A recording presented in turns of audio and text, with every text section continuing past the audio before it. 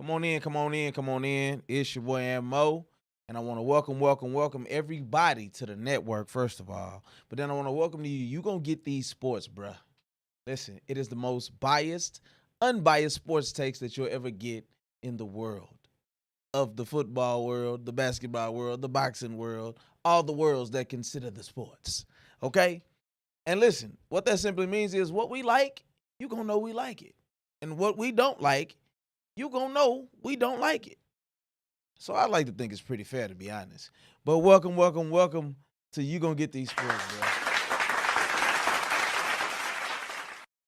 Appreciate everybody for tuning in. For those of you on the replay, I want you to hit the like, please. It's free. It don't cost you but a thing. You know what I'm saying? But welcome, man. I am your humble, gracious, grateful host, your downtrodden Cowboys fan. I'm Mo, man. Anthony Moore, for those of you who may not know for sure. If you are a first-time listener, you come on back round now, you hear? You show them boys how you do it up in Harlem there, boy. And if you have been around, if you've been coming around since coming around been a thing, I love you from the bottom of my corazon. Man, like I said, once again, man, welcome to You Gonna Get These Sports, bruh. And we got a show for you today. I had the nerve to live stream that game. I did. And I'll be honest with you, it wasn't fun. I was excited. I felt something just rumbling within me. That ended up being gas and a lot of disappointment from the Dallas Cowboys yesterday. Dak Prescott, that coaching staff, all of these things we're going to get into. So, before we do get into what we're going to get into, before we have to get into it, I want to get into a segment that I'm going to add in. We're going to get some graphics for it and all those things, but it'll be called What We Loved and What We Hated. And so I would like to look at the contrast from a few different teams, probably what I like for one team and what I love for one team and what I hated from the other. So with that being said, the first thing that I absolutely loved, I'm going to give a hand clap for Justin Fields. My brother, number one, we appreciate your candor. We appreciate your honesty. We appreciate that you didn't allow your pride to, number one, stop you from being honest. And for number one, stopping you from being honest. And number two, for being a witness of your faith, which is important. I don't care what anybody says. If that's not what you choose to attest to, that's fine. But number three, you showed up and you performed in the face of negativity, in the face of everything being against you, essentially. You know, for those of you who don't know, Aaron Glenn is now he was the defensive coordinator of your Detroit Lions, and he is now the head coach of your New York Football Jets, and it's been pretty rough for him. Started off with a win early in the season, or did they not? I thought they got a win early. But anyway, went downhill. And they went on quite the losing streak. Now the owners are being asked if they're gonna stick it out with Aaron, and they were saying, if anything, I'm good with Aaron. But that quarterback, the owner of the team, never refers to Justin Fields by his actual name, which I have a problem with because, like I always say about Rain Dakota Prescott, his mama call him Clay, I'm gonna call him Clay. So I'm gonna say his whole name, and it is what it is. But to not acknowledge him almost as a human being and he's just this person who's supposed to get you this result, I didn't care for that.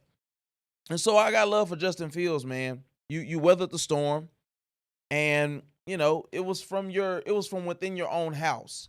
For anybody who's had a family, anybody who's been married, anybody who has worked in an environment where there were close-knit people around you, some of the toughest things are realizing that it's a traitor inside, it's an infidel inside of the camp.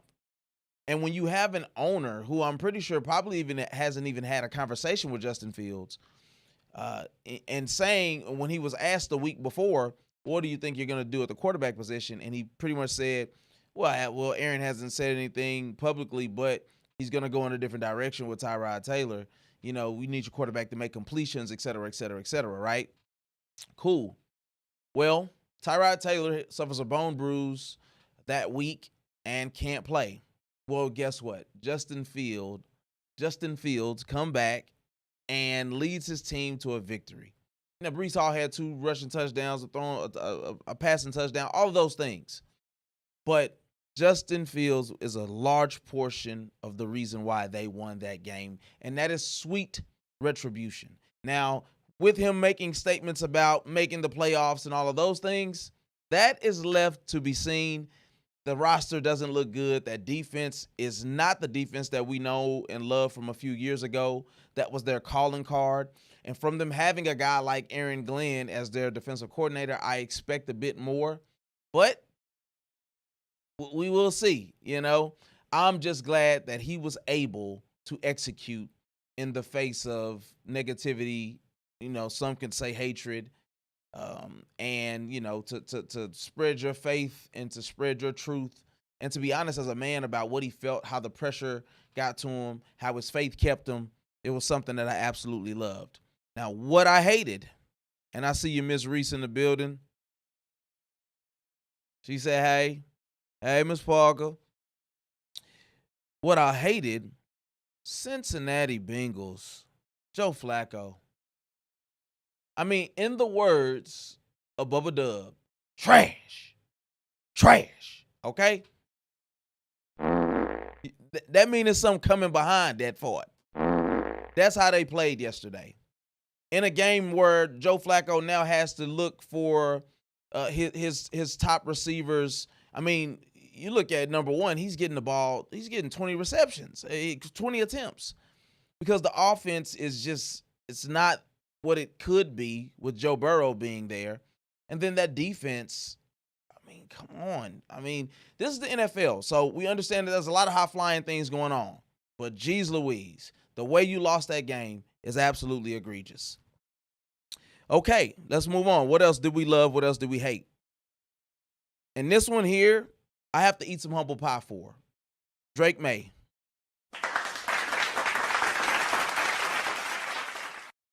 I got to be honest with you, dog. You are tearing it up. Last week when we were looking at stats, completions, total completions in the NFL, things of that nature, Dak Prescott was number 1, Drake May was number 2.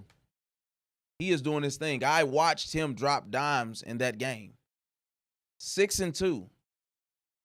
They are rolling. Yes, it happened against the decrepit Cincinnati Bengals, not Cincinnati Bengals, Cleveland Browns. I apologize. And let's be also clear about something. Myles Garrett, 5 sacks in that game. Still beat them by triple digits. It's by double digits. It's crazy. So Cincinnati Bengals, I mean, it's kind of crazy, to be honest. And look at me. Drake May, 6-2, doing what they do. What I hated. So Drake May is what I loved.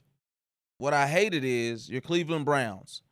Shedeur Sanders, yet another week where he doesn't get an opportunity to play or prove himself to get any meaningful snaps. Now, Stefanski says, well, Dylan Gabriel's going to be our quarterback regardless of who the number 2 starter is, but we will see. And he needs to get his reps. Here's the reality. If there's a game in the NFL where your team is down by 20-something points, it's time to go ahead and bring the backup in. The same as you did for Joe Flacco when Dylan Gabriel was his backup. Let's look at these numbers. And let me say this before I say anything. I'm getting word that Dylan Gabriel was seen walking across Cooper here in Texas, in Arlington, meaning that he was an absolute pedestrian. Put an APB out for him. There's nobody that is looking for that type of play. 21 of 35, 156 yards passing. The guy, I don't recall him ever throwing for 200 in a game thus far, even as a rookie. 2 touchdowns. One of them was incredibly late in the game and meant nothing. 2 interceptions. Oh, and a safety where nobody was in the area. He got happy feet and chunked it to the sideline out of bounds, got his team a safety.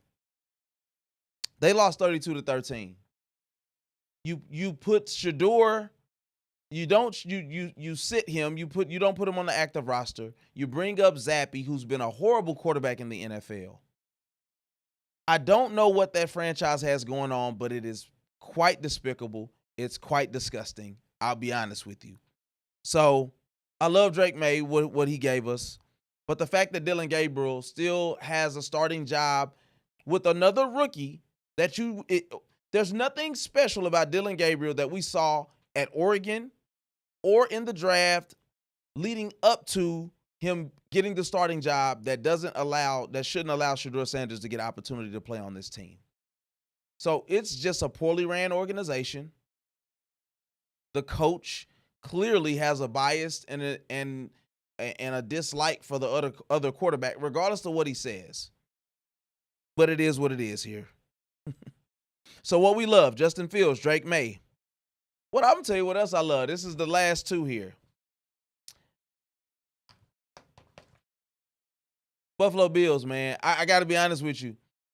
I don't have a lot to root for often with these Cowboys. I do like what we're seeing from Josh again. He's finally back cooking. I believe in that quarterback. I still believe that you could say what you want about the Chiefs. You could say what you want about, if Lamar Jackson comes back, if Joe Burrow comes back. I'm waiting to see what Josh Allen actually is able to do, because every team is going to go through a lull in the season, and everybody was ready to jump off the ship. Now, I get it. They didn't do it against a quality opponent here. Carolina Panthers, some can say they're good, some can say they're not. 40-9 is 40-9. I'm not liking the narrative where you can see somebody like the Cincinnati Bengals come back and beat the Pittsburgh Steelers, where Joe Flacco, who we just talked about, looked terrible or finds a way to pee away a game. Listen, you beat who's on your schedule. So the Buffalo Bills take care of the business against your Carolina Panthers. I love what I'm seeing.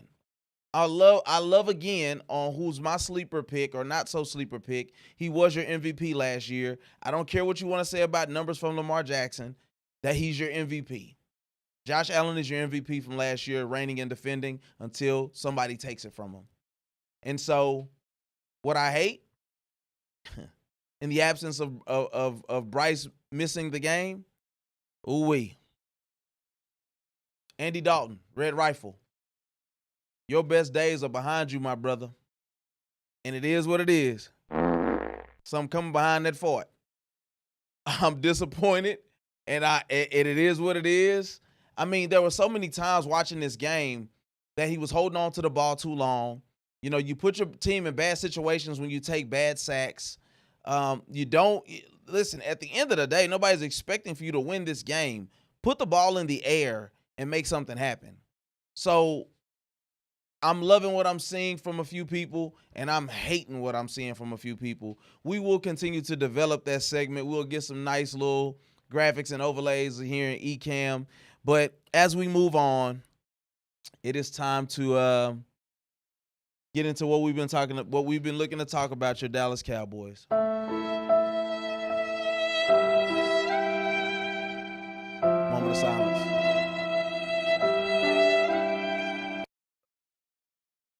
Moment of silence for your Dallas Cowboys, man.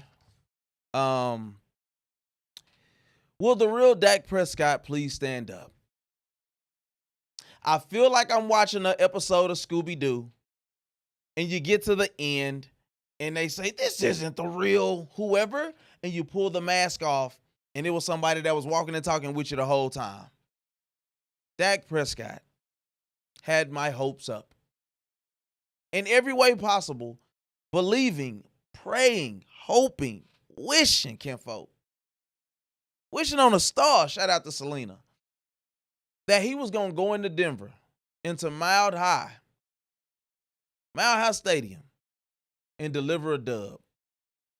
To pull us from the depths of defeat, to deliver us into the arms of victory, as he's done quite a few times this season. With the defense that is without some key contributors, be it be from trade or injury or stupidity, We are going to get into some of those things. The reality is, I don't know if we have something to really look forward to this season. I hate to break it to you. Let me play this music again. I don't know if we really have something to look forward to, Dallas Cowboy fans. It's looking pretty scary. So, let's just take a look at the guy who should be fired. Matt Eberflus. I want you to quote the great Angela Bassett in Waiting to Exhale. Get your and get out. Go. I think you better leave me alone. Pack your bags and get the home. Like, I don't know whose idea it was. Maybe it was Brian Schottenheimer. But let me just read you some of these stats because, see, people think it's like being funny. You don't hire coaches during the middle of the season. You better do something. Because even though I do believe that this is the best offense that the Dallas Cowboys have produced in the last 20 years, 20 plus years, a legitimate bona fide offense that can give you 30 every week without fail.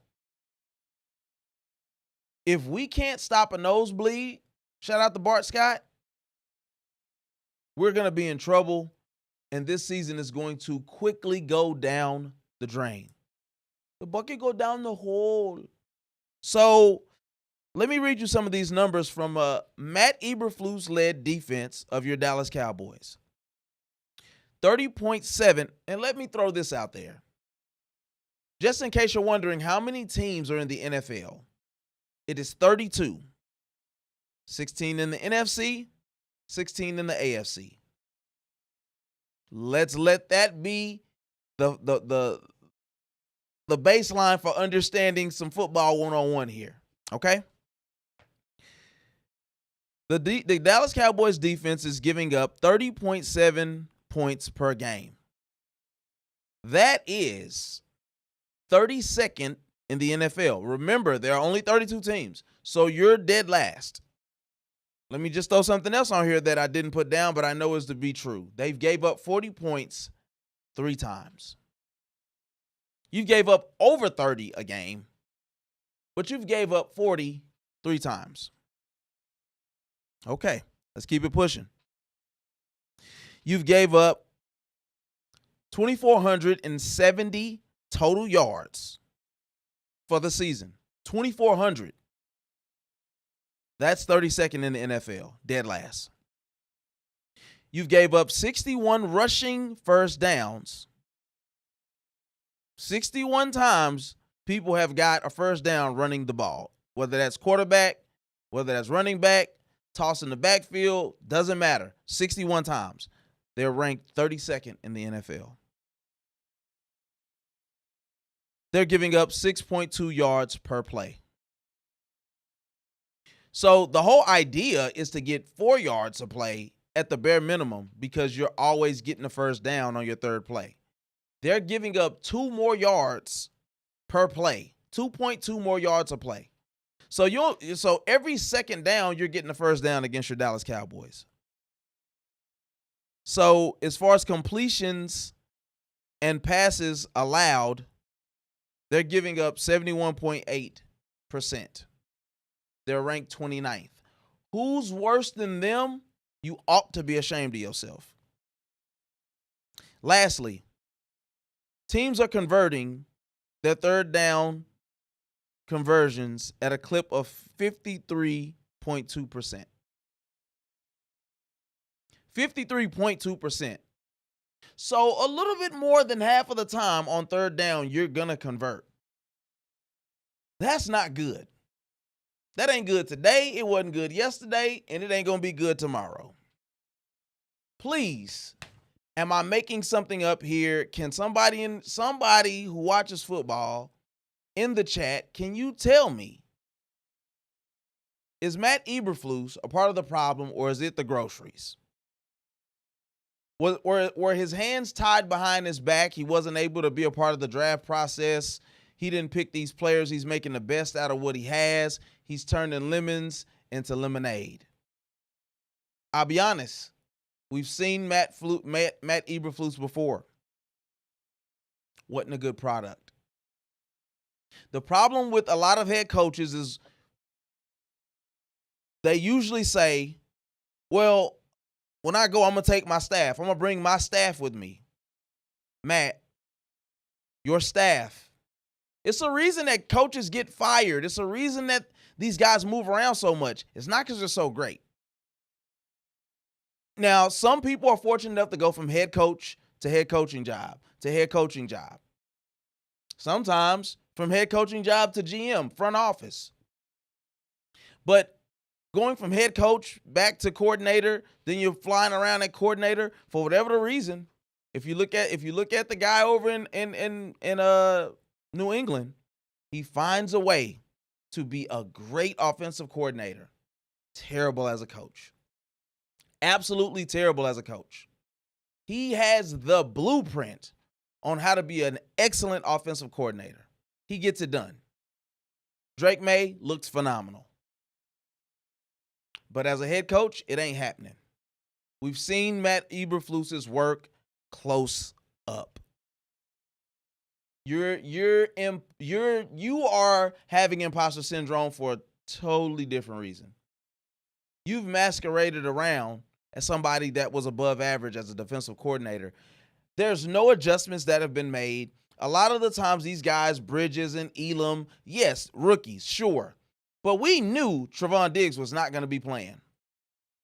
We knew that. We can't control if the backup of the backup has a rib injury. Your top three safeties are gone. They're not. Hooker is gone. Wilson is gone. They can't help us right now. But for some reason, I don't want that one. Give me the other one. For some reason, it's something coming behind that fart. That's what this defense is. It's a show. So let me know in the comments as we move on, because we definitely got to get to some other stats here. Is it Matt Eberflus? Is it the actual players? Because everybody deals with injuries. Everybody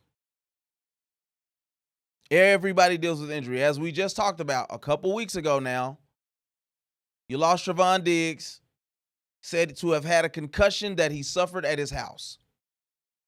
First, it was reported that it was a trip and fall. Now, as I've heard from other sources, other places, somebody knocked him upside his head. I don't know if he got into an altercation, an argument at his house, push come to shove come to knocking him to the floor and knocking some sense out of the young man. But what we do know is, now that he's on the injured reserve list, the IR list, he has to miss at least the next 4 games, and the Denver game is a part of that. I've heard the questions, and I pose it to you now. Has he played his last game as a Dallas Cowboy? He doesn't appear to be that excited. You know, a lot of the times I would see him in the media getting into it with the media. Telling them to suck, and he was inviting them to his private parts, cussing the people out. You know, I get in today's society, as the new media, players being able to tell their truth, creating YouTubes, just doing their own podcast tours and things of that nature to tell their story. I'm not mad at it. I love it. But there's a level of sensitivity that is missing from what used to make sports great. There is something to a little blood, and you put a little dirt on it. I'm not saying that everybody has to go out there and risk, limbs and ligaments and tendons and CTE, and all those things are very real. So that's not something that we are casting an aspersion on, player safety, all of those things. But there's a tenderness to the players today, where if you're not telling them that they're great, the assumption is that you're saying that they're terrible. There's too much emotionality from today's athletes. There's healthy ways to communicate, to speak about what you feel. And I just feel like Trevon is one of those guys that he's a victim of today's circumstance. You get paid all this money and everything is just like positivity, positivity, positivity. You ain't listening to nobody saying nothing negative. What if what they're saying is negative, but it's actually true and you just need to take it in? As fans, we only care about one thing. Do something make me feel better. Shout out to Brooklyn from Players Club. I think that was his name, or Charlie Murphy's character might have been named Brooklyn. But anyway, do something make me feel better. That's the only thing we care. Man, we go to work all week, work hard, rain, sleet, or snow for somebody who does the things that I do. You got to deal with somebody who may not be smarter than you or smart as you that might be telling you what to do all week. I want to watch Saturday football, and I want Arch Manning in the Texas Longhorns to win. I want my Fighting Irish to win. I want my Dallas Cowboys to win. I want Cooper Flagg to drop 40 and us to win, right?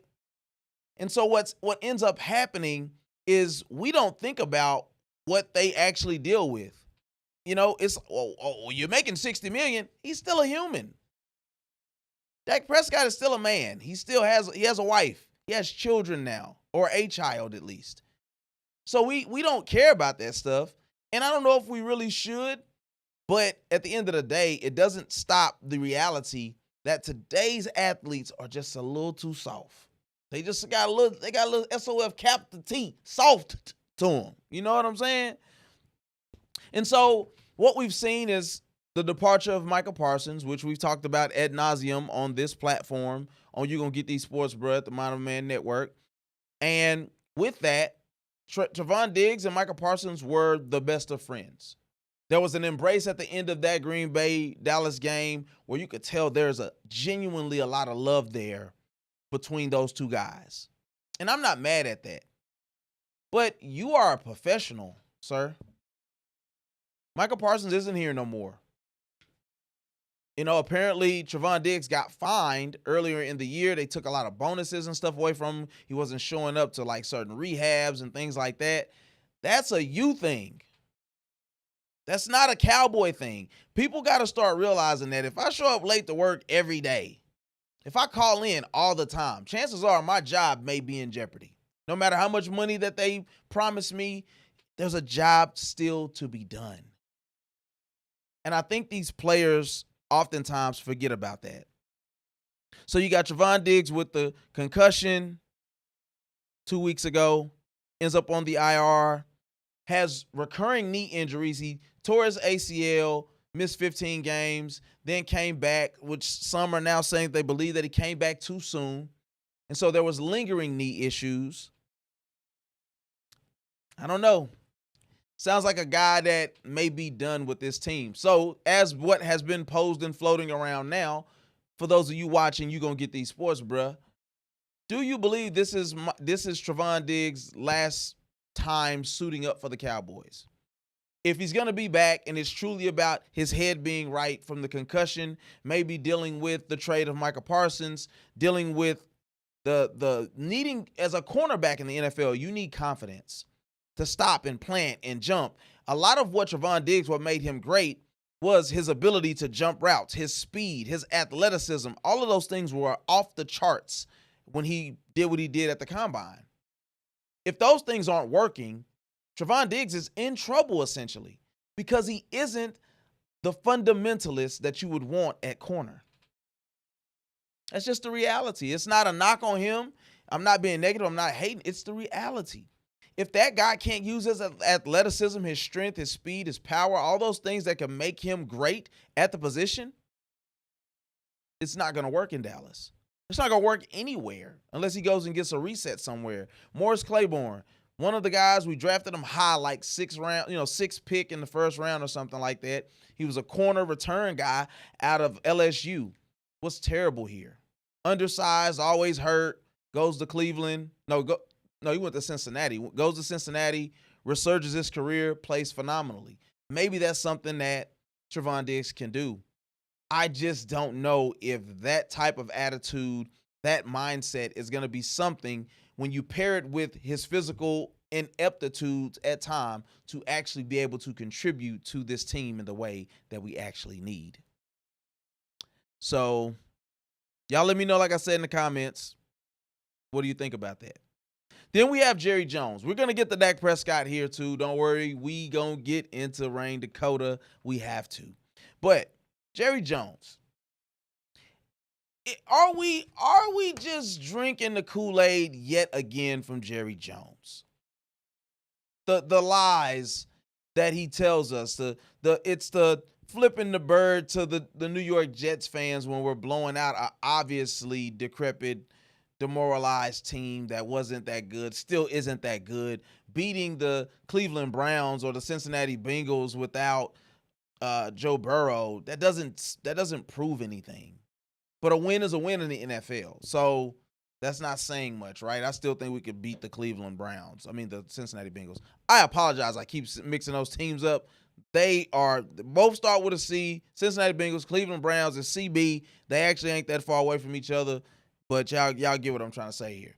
But yeah, so it's like beating the Cincinnati Bengals without Joe Burrow, without Trey Henderson even. That's not that team at full strength. So although I'm glad that was a what I love for my first segment, the Jets aren't. That doesn't mean anything. You know, I'm starting to think that a lot of what we've got from the Cowboys is fool's gold, and we've been getting this imposter of this great quarterback from Dak Prescott, unfortunately. I'm not saying that that's even true. I'm just thinking out loud. If y'all got some feedback and you think something different, let me know. But, Jerry seems to sell us hope. He sells us better hope than religion does. And I'm not talking about religion that's pure. I could go Bible here, but I won't. I'm saying within any religious structure, there is a dream to be sold of some sorts. I don't care what it is. The idea of this heaven with 7 wives, or to live forever with this great deity, or to just not exist anymore. Whatever it is, in any religious structure, there's a promise of something that you get in return that in most cases, almost all with the exception of one, in my humble opinion, it's fool's gold, and you don't end up getting anything at the end of it. That's Jerry Jones, people. Jerry Jones sells us every year that this is our year. And we get documentaries. And we get Oxnard, California. We get videos. We get the cheerleaders. We get the Papa John's commercials. We get all of these things that are awesome in a vacuum. The most valuable franchise in all of sports. We've overtaken soccer teams when it comes to value as an entity in your Dallas Cowboys. But what we have to show for it is not an NFC championship to show for it, not even an appearance past the divisional round in 30 years.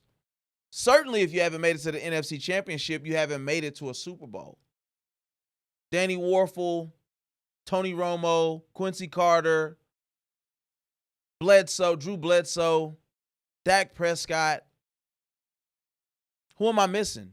Jamil Flowers. Who am I missing here at quarterback? All these quarterbacks we've seen at some point.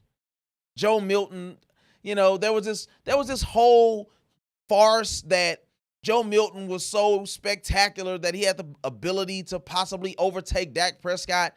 That was the most complete and utter garbage I've ever heard. That guy's not that good at football playing quarterback in the NFL. I don't care about the pass that he threw to Tolbert for the touchdown. That guy he wasn't going to take Drake May's spot. He ain't taking Dak Prescott's spot. It's just what it is. Cool. He's your backup. Not trying to hate on him either. But it's like, stop selling us bull crap and telling us that it's chocolate ice cream. That's all I'm saying, Jerry Jones. And so, there's this hope that's been sold. It's like, if you look at the Amari Cooper trade, if you look at the Roy Williams III trade, if you look at the acquiring of a Brandon Carr, if you look at the acquiring of a Greg Hardy, none of these things. I think probably Amari Cooper was the best of that group because Greg Hardy was a nutcase, respectfully. Brandon Carr, I don't know what his problem was, but he wasn't good at corner. Roy Williams was at best a possession receiver out of Texas. Hook 'em, baby. I get all that. Not a dynamic receiver in the NFL. Not for us, he wasn't. So the issue, Jerry, is not that you've wasted so much money in free agency. The problem is you don't really know how to evaluate talent. You can tell us that you're responsible for that Herschel Walker trade all you want to. Honey bun. Success leaves clues in every aspect of life. Relationally, religious, business. Success leaves clues. If he did it before, he could do it again. Same guy right now, same guy back then. You should be able to. Why haven't we duplicated this process in 30 years, Jerry? And to think that because you got Barry in here, Barry Switzer, which that was nothing but a man being able to take quality organic groceries and make a good meal with it. That's what you did. You went and got the best picked groceries ever, the best Instacart shopper you could ever find, and they just replicated the process. But you're gonna get us to believe that because you did that, it was worth you getting rid of one of the greatest coaches that have ever. And I get it. I know everybody mad. That what's the guy? Let me take a sip. I know that y'all are upset that he got rid of Tom Landry. Tom Landry, they said he was falling asleep in meetings. Tom Landry was done. And Jimmy Johnson, and this is the part that's frustrating. Because we have to legitimately go back and make arguments about what Jerry did 35 years ago was great for the organization, but not your own doing. I guarantee you, something like the lottery or something makes total sense. Something that could truly only happen once in a lifetime. But when we look at teams like your Washington Commanders, who have found a way to get rid of an owner, get a executive, whatever his title was, the guy they got from San Francisco, new ownership group, new players. They've invigorated what was once a great franchise. Your Philadelphia Eagles have been to the Super Bowl twice in 5 years. And then if we go back to when Carson Wentz, Nick Foles, they've been to 3 Super Bowls in the last 12 years or something like that. I don't know how far to go back on that, but it's a great franchise. Success leaves clues. They found a way to get to the NFC Championship, constantly win the division, get to the Super Bowl. You get there, you lose to Patrick Mahomes, you go back and you drub him. I mean, come on. New England Patriots, Kansas City Chiefs, Detroit Lions. These are teams that have Pittsburgh Steelers. Mike Tomlin never had a losing season. Got a Super Bowl under his belt.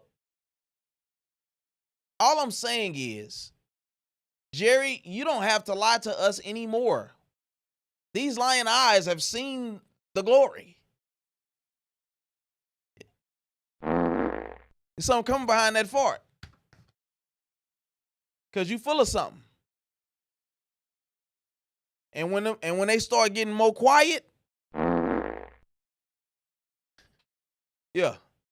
So I'm speaking tongue in cheek here, being a little funny, but I'm being serious at the same time. Jerry Jones, Come on, man. Matt Eberflus, count your days. Count your days, bucko. Because this is ridiculous. It's unnecessary. It's bro, there's no reason the Dallas Cowboys should have gave up 44 points to the Denver Broncos. I don't care if we were playing 11 on 10 yesterday. You find a way. Safety high, rush 3, drop 4. Like, come on, bruh. And I knew at the inception of that game, I should have known, when we get a pick on the first drive and we don't convert it into 7, I should have known it was going to be curtains. But it is what it is. Let's get into Dak Dakota Prescott, shall we? Let's get into what his stat line looks like. Apparently, I didn't realize that we were playing John Elway yesterday. I didn't know that Dan Marino somehow found a way to turn back the hands of time, and now he's playing for the Denver Broncos. Because Bo Nix is a juggernaut now, thanks to the Cowboys. We can't do nothing with most good offenses. It's unfortunate. It's frustrating. But it's the reality. Meanwhile, Max Crosby on a terrible team. Meanwhile, Myles Garrett, 5 sacks yesterday in a losing effort, 32-13. But he's one of the most dominant pass. He just passed, who did he pass? Reggie White or something like that? For most sacks, like before 30 or something. Like a complete and utter juggernaut of a defensive end. Package whoever you need to that's not on that offensive line or on the offensive side of the ball, and go get Myles Garrett. Go get Quinnen Williams. Go get Justin, whatever his name is over there, Justin Simmons. Go get Max Crosby. Go do something, Jerry. But what you're going to end up doing is the same thing that you did with Tony Romo. And you're going to kick yourself at 83 years old for not pulling the trigger and not letting money. This is what people have to realize about Jerry Jones and the Dallas Cowboys, what made them so great. Jerry Jones paid Deion Primetime Sanders. He paid Deion Primetime Sanders $35 million. He went and signed Charles Haley, who was a complete and utter problem in San Francisco. Went and pissed on the owner's paperwork on his desk, threatened people, all type of stuff to get out of there. Had to probably pay a pretty penny for him as well. Jerry Jones, regardless of the salary cap, if you want to win and you want to win now, you are going to have to break the bank to get the players to play, to change the trajectory of what this team is actually looking like before you go on into the sweet by and by.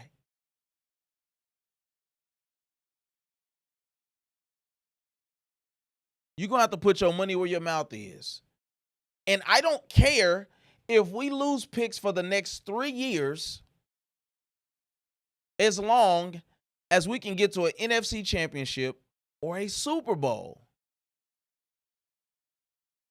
You know who did that? The Rams. They gave up everything. They just so happen to still be viable. Imagine that. Injuries were the biggest thing.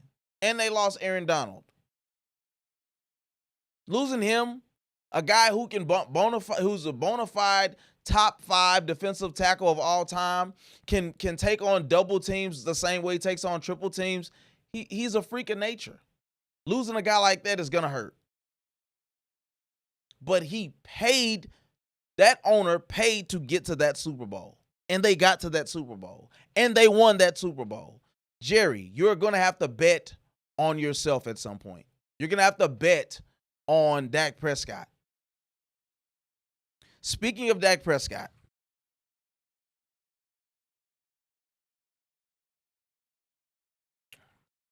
let's look at this stat line from yesterday, shall we? Thank you for anybody who is still tuning in, still watching. Hit the like for me, please. Please make sure you subscribe. Tell your friends about me. Dak Prescott's stat line yesterday. 19 of 31. 188 yards passing. Average 6.1 yards an attempt. Here's the kicker for the number one offense in the NFL. No TDs thrown yesterday. 2 interceptions. 6 rushes for 34 yards. Averaging 5.2 yards an attempt. Now that's great if that's what we actually do. Dak Prescott is not a running quarterback. One of the last times that he was out there trying to get busy like that, that's how his foot looked. That's how his ankle was. So I don't want Dak Prescott running a lot, no way. He doesn't have the wit. I'm not saying he's a dumb quarterback. He doesn't have the awareness of a Jalen Hurts, a Patrick Mahomes, even a Lamar Jackson to know when and where to find his pockets to run the ball. A Jaden Daniels. He doesn't run the ball like those quarterbacks run the ball. There has to be overwhelming talent or overwhelming awareness of the down distance situation to know when to take off. Dak doesn't have that. But 6 rushes for 34 yards is cool. But if Dak is running that much, that means nobody's open, number one, or he's getting so much pressure that he's got to figure out a way to get positive yardage without having to force the ball. How many interceptions does he actually end up with yesterday if he doesn't end up running 6 times for 30-something yards? So let's look at George Pickens and CeeDee Lamb's actual stat line as well. George Pickens, 7 catches, 78 yards, 9 targets. His long was for 17. He had a long of 17. CeeDee Lamb, 7 catches for 74 yards off 10 targets. He had 1 more target, 4 less yards, and his long was of 29. He had a 1 long catch of 29 yards. And for kicks, let's throw in Javonte Williams, who was drafted in the 2nd round by your Denver Broncos a few years ago. Injuries derailed his stint there. He wasn't able to really get going the way that he wanted to. I think from there he went to Carolina and now to the Dallas Cowboys. Javonte Williams had 13 rushes for 41 yards and 2 touchdowns. I believe he averaged 3-point-something yards a carry. Here's the reality of that, though. He looked a lot better than what his numbers indicated. He shouldn't just be getting 13 touches. Unless there was something wrong, the mile high, the aptitude, what do they call it? The altitude or something. Maybe that was bothering those guys. I don't know. But what I do know is that you went to Denver and laid an egg and lost 44 to, it doesn't even matter. You got your doors blown off. So, is this a real indication of who Dak Prescott is? Have we been dealing with a case of imposter syndrome from Rain Dakota Prescott? Or was that just a better team who had all of their weapons at their disposal? Dak Prescott was missing his center. I believe it was a lineman missing. Then you start talking about the defensive side of the ball.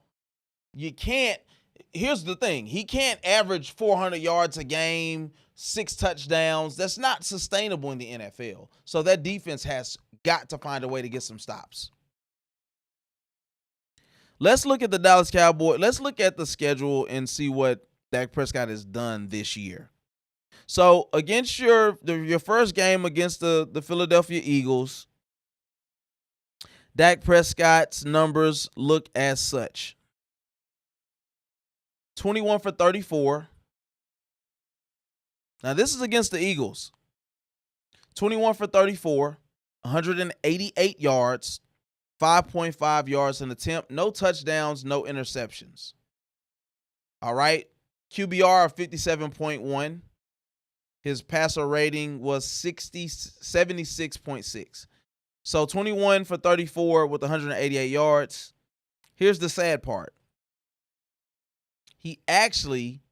His numbers are technically better against Denver than they are against the Philadelphia Eagles, with the exceptions of the touchdowns. He had no touchdowns, no interceptions in that first game. All right. Let's look at the second game against the Giants. This is where we also were down, so we had to claw and scratch to get back in that game. Dak Prescott was 38 for 52 with 361 yards passing, averaging 6.9 yards an attempt, 2 touchdowns, 1 interception, QBR of 71.2, passer rating of 96.7. So it took everything we had, but we got a dub, and Dak looked good doing it. Against your Bears, Dak was 31 of 40 for 251 yards, 1 touchdown, 2 interceptions. Quarterback rating of 40.4, really bad. Passer rating of 80.3.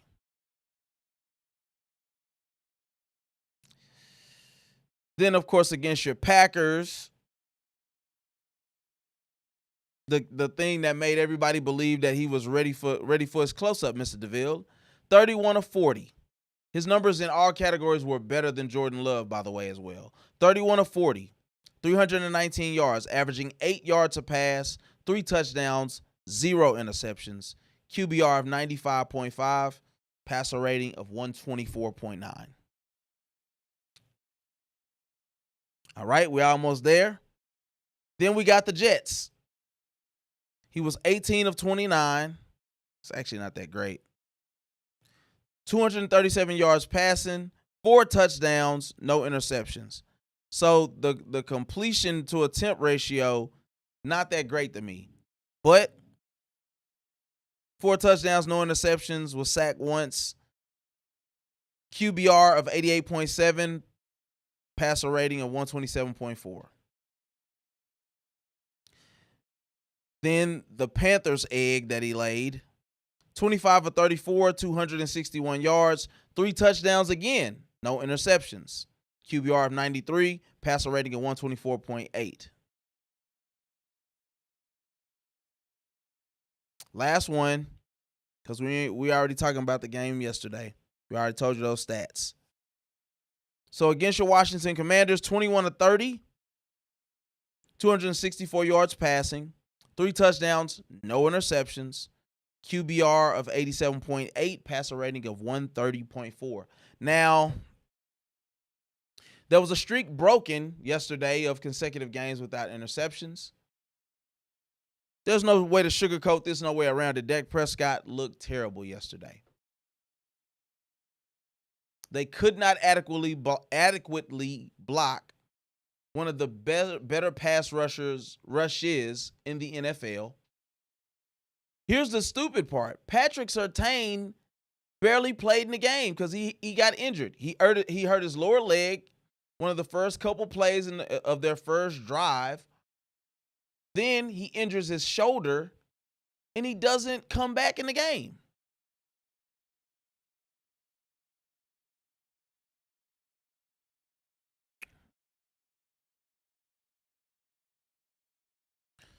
So it's pretty sad, pretty pathetic what happened to your Dallas Cowboys yesterday.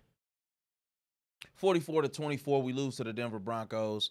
They talked to Jerry after the game, and he says that this loss doesn't determine if they're going to pull the trigger to try to get a trade done. Well, no duh, Jerry. You should absolutely be looking to make a trade happen. Because of all the things that are questionable about this team, whether that's Brian Schottenheimer being a first-time head coach. Let me plug up the power to my laptop. Whether that is the ability of Brian Schottenheimer being a first-time head coach, being able to handle everything that comes along with your Dallas Cowboys franchise, calling plays, being the leader of this team. Whether that's Matt Eberflus, does he deserve to still have a job on this team? He should have caught the Greyhound bus coming back home in Mile High.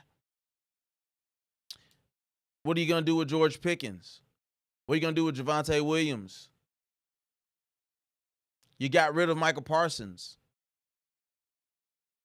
Trevon Diggs didn't play. There's a lot of things, a lot of questions to be answered about what we are actually watching from your Dallas Cowboys. I, for one, believe that what we realized from watching this game is we got the truth. The whole truth and nothing but the truth, so help me God. What we got was the truth about who this team is. They're not a good team. Even though I don't believe that the Carolina Panthers are a juggernaut, they steamrolled us. 200 and something rushing yards for Rico Dowdle, who said, "I'm coming for you." And he did just that.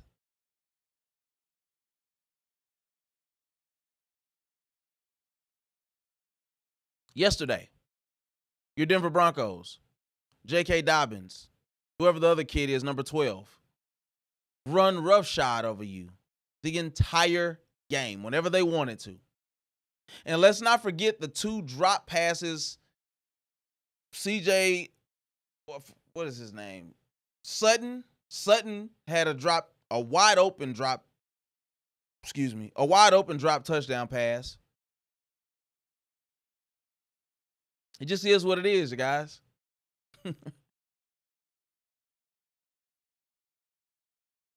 So, in my estimation, they left points on the board. But the question is, what is the answer? The question is, what is the answer? Should Matt Eberflus not be allowed to play another week here? You can't give up 40 points multiple times as a defensive coordinator and keep your job. It just doesn't make sense. You can't be the manager at Amazon and then have a reputation for being the worst in the region and still keep your job. Packages come up missing. They throwing them in lakes, throwing them on top of people's houses just so they can come home, say the package lost. Life just doesn't work like that. But it doesn't even work like that in the NFL. It works like that for the Dallas Cowboys because Jerry Jones has final say in anything that happens. I guarantee you, Brian Schottenheimer cannot fire Matt Eberflus without having to run it by Jerry Jones. And if he does, there's going to be a conversation that has to happen. And I'm not so sure that that's the way that it's supposed to go. LaShonda Renee Reese say, hopefully the next game is better. Yeah, I don't know. And what I mean by that is, I don't know if hope is the answer. I'm either they need to make a real move to get man, I love what Cam Newton said today. He said, I would go get a Myles Garrett. I give up 3 first-round picks or whatever to get a Myles Garrett. Then I would go get a veteran like a Minkah Fitzpatrick for that secondary. And then the Cowboys are viable. You got DeMario Overshown coming back in the next 3 weeks. You got, I think his name is Darren Ravel, the rookie corner that everybody is in love with that's supposed to be coming back around that same window. Him and DeMario were dealing with some type of knee injuries. Darren Ravel was dealing with his knee injury coming out of college. And then DeMario Overshown, this is his second knee injury in 2 years. I believe it's on different knees. I don't know. But the point is, if you can get better at linebacker by adding DeMario to that lineup, who is a baller. He's just flat out a baller. You get a veteran, high production guy on that defensive line, and then you get you a guy to shore up that secondary, start telling guys where to go, get you a solid rookie in there. Maybe trade for Quinnen Williams. I'm telling you, trade for Quinnen, man. And I just believe that the Cowboys will actually be able to get people off the field. I was listening to, it was either Nick Eatman or Brad Sham, one of those guys this morning. And he was like, yeah, they'll have a chance if they're one player away from having a chance. And they was like, a chance to do what, though, is the question. That's what he said. He posed the question to himself. He said, maybe not to go to a Super Bowl, but to get your defense off the field, to get it back to your offense, yes, you have a chance. I'm almost guaranteeing you that the Cowboys lost the time of possession something wicked yesterday. Let me check really quick. Team stats. Let me see if I can't get time of possession over here. Total plays, yards, drives. Time. Okay. So here's the funny thing, and I would have never guessed this. Your Dallas Cowboys actually had the time of possession. They won the time of possession battle 33-32. So they had the ball 33.32 seconds of 33 minutes, 32 seconds. And Denver had it for 26 minutes, 28 seconds. But when your offense is able to strike when it wants, run the ball in pockets when they want, get chunk yardage when you want, that's how you win. You don't have to touch the ball all the time. You don't have to take the air out of the ball. If you can take it and move it down the field and put it in the end zone every time, then you win. And that's what happened. So I'm hoping, I'm wishing, I'm praying that Jerry Jones does something. That you watch this, please, Jerry. Watch you go get these sports, bruh. And then send me some sweet tickets or something. Send me a couple sweet tickets. I want to take my whole family. You understand what I'm saying? But we have to make some moves here, Jerry. Sooner rather than later. And make some big splashes. That's another thing about what made Jerry, or make people love Jerry. He made splashes. Right, wrong, indifferent. He made moves that move the needle. You're already the richest. Can we start back winning again?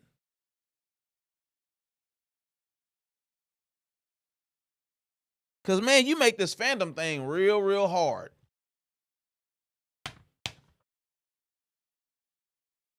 All hearts and minds clear. All hearts and minds clear. Let me look over my notes, make sure we got everything done for the day. I believe that I hit all my points. Here's the reality. Dak Prescott is still a high-quality quarterback in the NFL. But you have to keep him upright. Otherwise, he is going to turn back into a pumpkin like he did yesterday. You want him comfortable. You want him in rhythm. You want him spreading the ball around. But most importantly, you want him upright. You want him sitting upright, strong in the pocket, going through his progressions, hitting open receivers. Jake Ferguson, did he even have a catch yesterday?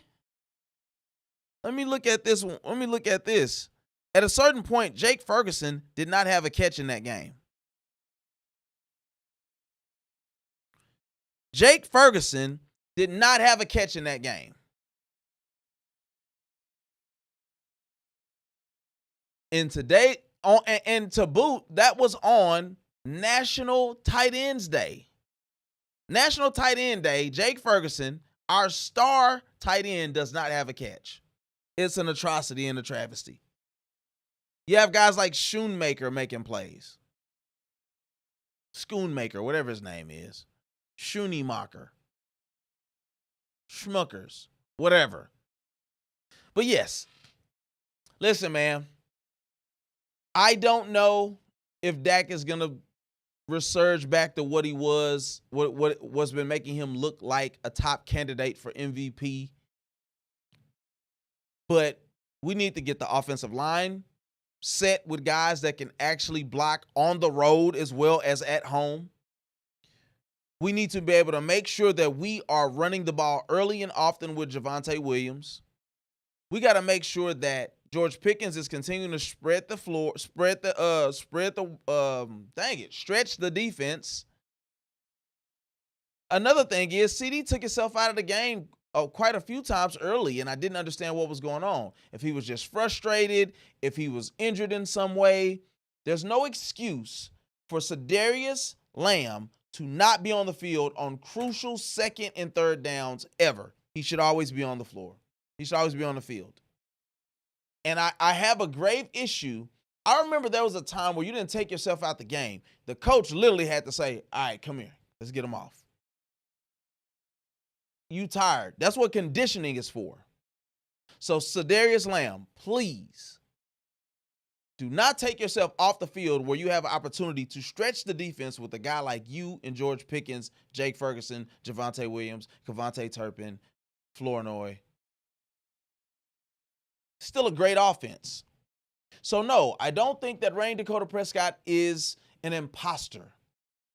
But I think he will quickly turn into one if we don't find a way to keep him upright, if we don't find a way to keep him on the field and the defense on the sideline.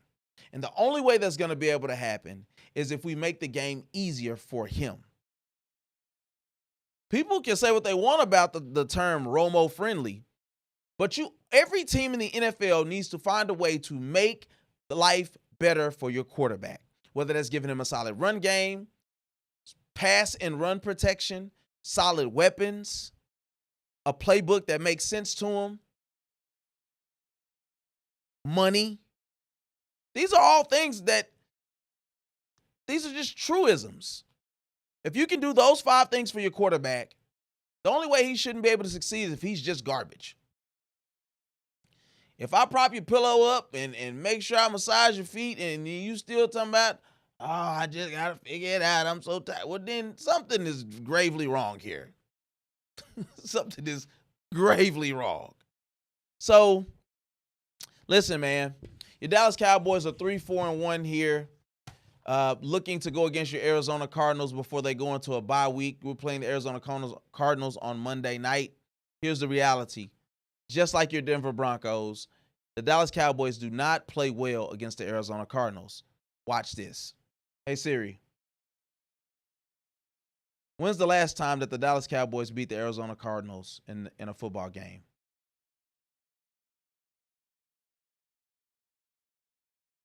See? This thing don't even know how to read right.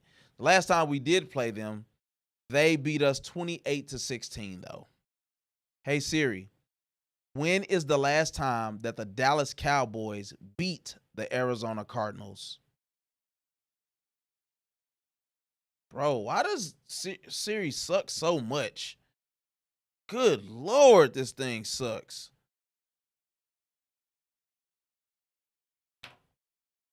Hold on. Let me just look this up one time. Be patient here. Give me a second. When was the last time Cowboys?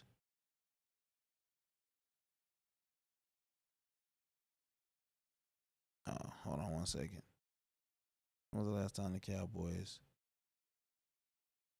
That boy Randy, I was gonna text me when I'm on air. He be going in too.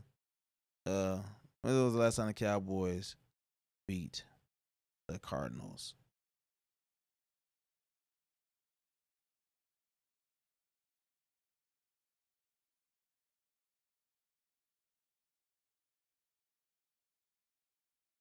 Wait. Oh, wait. Is they saying that's when they saying we beat the Cardinals? Oh, we beat the Cardinals. Okay, so this thing isn't dumb. Okay, so that was me. So it's saying we beat the Cardinals 28-16 in 2023. I don't remember that. Okay, let me look at this. See, that's not saying that's not saying that that's saying, all right, something wonky is going on here. So according to what I have here, the last time that the Dallas Cowboys beat the Cardinals was September 25th, 2017, and we beat them 28-17 on Monday Night Football. Since then, they beat us 38-10 Monday Night Football in 2020. They beat us 25-22 January 2nd of 2022, and the last time they beat us 28-16 2 years ago. I know I'm not tripping. So anyway, yeah. I'm just being, we don't play well against the Cardinals. We don't play well against the Broncos, of course. The last time we beat them was 1995. And that's when we beat them there. The last time we beat them at our house was 2 years before that in 1993. So, I don't know. I am hoping that we get some news here really soon about the Cowboys making some moves to make this defense far more viable. I don't care what we do, but Matt Eberflus either has to shape up or ship out here really soon, because what you don't want to do is start piling losses together, because then you got to punt on the season and start figuring out what the heck you're going to do. Are you going to find – because here's the thing about Jerry Jones. He doesn't tank. Jerry Jones does not tank seasons. He just doesn't. You got to just suck. Dak just has to be out with a broken foot. He just has to be out with, something just like that has to happen, and the backup just can't win. He's not tanking seasons. It just doesn't happen. And here's the reality. Jerry, you don't have to tank this season. You're going to have to come out of your pocket a little more than what you would like to. But there may be a pot of gold at the end of the rainbow. There might be an NFC championship at the end of that rainbow. There might be a Super Bowl appearance. There's some moves to be made here. I just want the Dallas Cowboy fans to not lose hope that this offense won't go to waste this year. Dak looked horrible yesterday. No arguing that. Offensive line, atrocious. We got to figure out how to put a combination of guys out there that can actually play good on the road. I have no arguments about CD and George. Jake Ferguson has to touch the ball. He cannot be taken out of a game where he doesn't have a catch, unless he was hurt and I didn't hear about it. But Jake Ferguson was without a catch yesterday. Javonte Williams needs to have more than 13 touches. Period. Jaden Blue, you fumble like that again, boy, you're gone. You're not bringing that much value at this point. You celebrate. Now, he had a beautiful run yesterday. A couple good runs yesterday. Hold on to the ball, rookie. So there's a lot of good positives, but it's just seeming like your Dallas Cowboys are not – this is looking like one of the worst defenses we've ever had. And I've seen some pretty bad defenses from the Dallas Cowboys, some pretty terrible ones. Even on those 13-3 teams, that defense was horrendous. We don't seem to be very good at drafting defensive players. Offensive line, skill positions, we seem to do just fine. But defensive players, we go pick up Keith Brookings. We just got to do better in some of those areas. All hearts and minds clear. Does anybody have anything that they want to add before we get out of here? And I'm not going to wait long.